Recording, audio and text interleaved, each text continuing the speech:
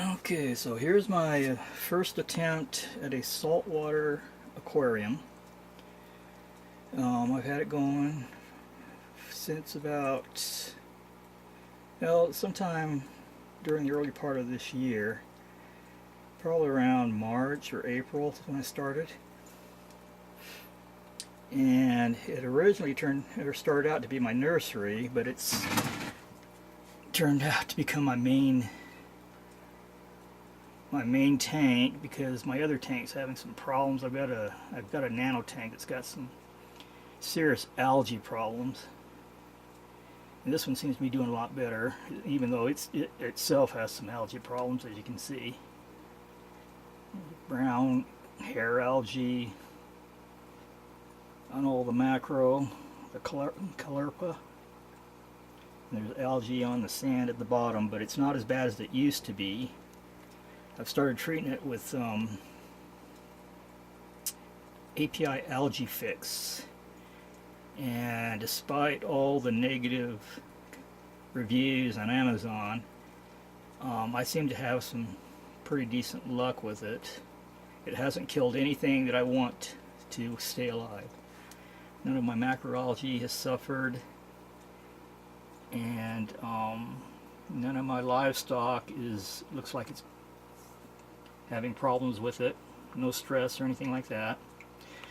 The only livestock I've got in here is I've got almost 30 dwarf seahorses, as you can see. They're all over the place. These guys down here are looking for Tisbe copepods, which are inhabiting that shade over there. There's tons of them in there, so they hang out there a lot and just keep scouting the ball. And then they also, of course, eat them off the ground, off the sand, because they're all over the ground. I used to have some red grape macroalgae there, but my turtle snails seem to like eating it. As you can see, there's one right there attacking part of one. These things used to be a lot bigger. They used to be pretty. They used to have grapes all over them and everything. But I've got 3 turtle snails in there that have totally annihilated my red grape macroalgae.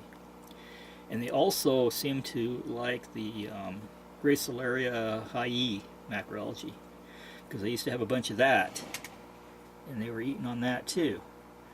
I wasn't aware that turtle snails actually ate that kind of stuff, but they do a pretty good job on the algae as well.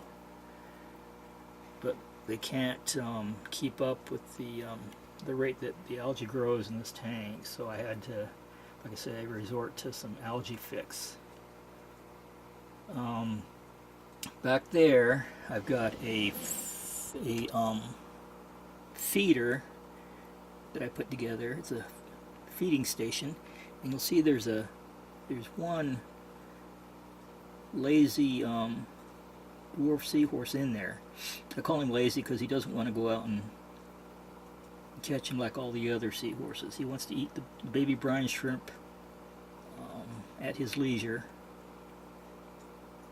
The brine shrimp just kind of hang out in there, and they don't escape very much, so they're kind of captive in there and easy for him to just pick off. And I've never forced any of my seahorses in there. They just go in there whenever they want to, whenever they want to have an easy dinner, and they just pick them off at their leisure, like I say. I've got a little round hitching post in there to hang on to, and they just float in there and they come out whenever they want to.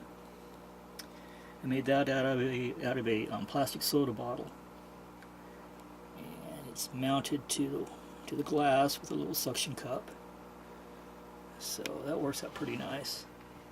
So these guys are getting, I've got a few, I think I've got a couple of gravid ones in here, and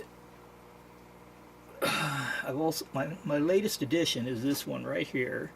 If you'll notice, I've got a little skewer. Look at the tip, and I'll point to the newest addition. It's right there. See him? He's sticking out there.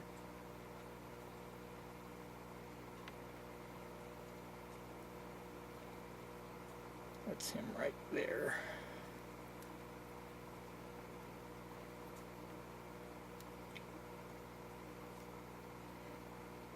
He was born about a week ago, so he's getting bigger.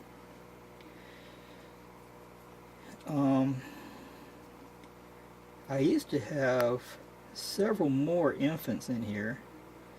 There were 8 like a couple weeks ago, and then all of a sudden they disappeared. I think what happened was they got sucked into my air pump that I used to have in here. I used to have a really kind of a silly setup. I used to have a separate UV sterilizer system and an HOB filter, and I've since, and so consequently I had 2 air pumps in here, and I think I didn't have enough foam on the intake of one of them, so I think it might have sucked up 8 of my infants.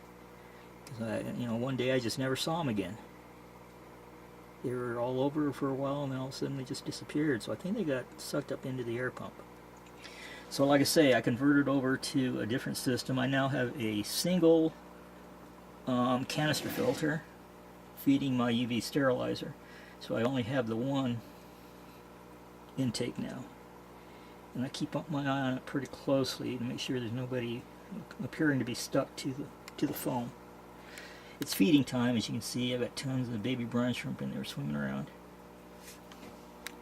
In addition to the the Tisbee copepods tend to be a supplement to the baby brine shrimp. So I feed them brine shrimp maybe 2 or 3 times a day, and then if they're not getting enough, then they'll go down and start looking for the copepods. And I've really got this thing stocked with copepods. So everybody seems to be doing okay. Currently, I haven't lost any. Well, let's see. I started with about 8 of them, like the early part of this year. Then I had over 20 babies right off the bat. Some of the seahorses came gravid, so I had a bunch of babies right off the bat. And so now I'm hovering around 30. I've lost a few and I've gained a few, so I'm averaging around close to 30 seahorses at a time right now. But that could easily increase here the next week or so. Like I say, I've got a couple that I believe are gravid.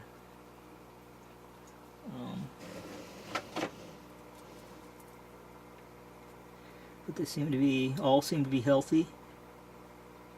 I've got one that seems to be having a problem with something stuck in his pouch, and he keeps making these movements like he's trying to evacuate his pouch, and nothing comes out. He's been doing that for several days. When his little opening in his pouch dilates really wide, you can see inside, and it looks like it's just a black. Black inside of there, and I hope he's not dying, but he might have some kind of a problem with his pouch. Hopefully it's not infected or something, because I certainly don't know how to handle that.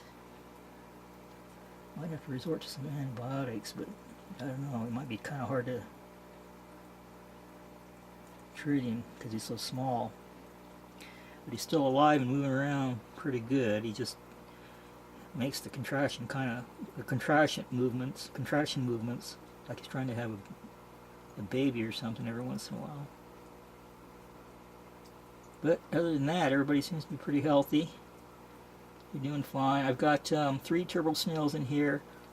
One Nasurius. You can see this little, I call them snorkels. You can see it sticking out of the sand there. And I've got one Astrea snail in here as well. And then I've got one sand conch right there.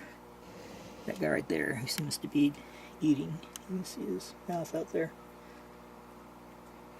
I used to have 2 other sand conchs, but I accidentally killed them trying to treat the algae. They did not react well to API Melifix.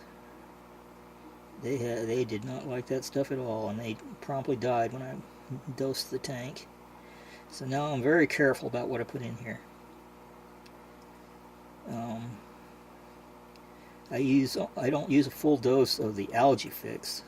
I use a half a dose, and that still seems to help out on the algae, the bad algae. So, but that's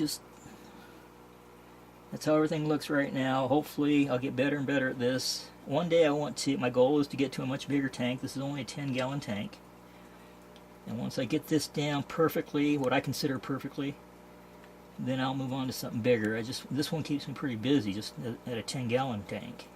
I can't imagine moving to something bigger, but I definitely want to go to something bigger one day if I get this down to where it's a lot easier to maintain. I'm doing I'm doing about a weekly water change and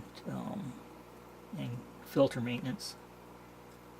So it seems to keep everything pretty clear and clean. So that's it.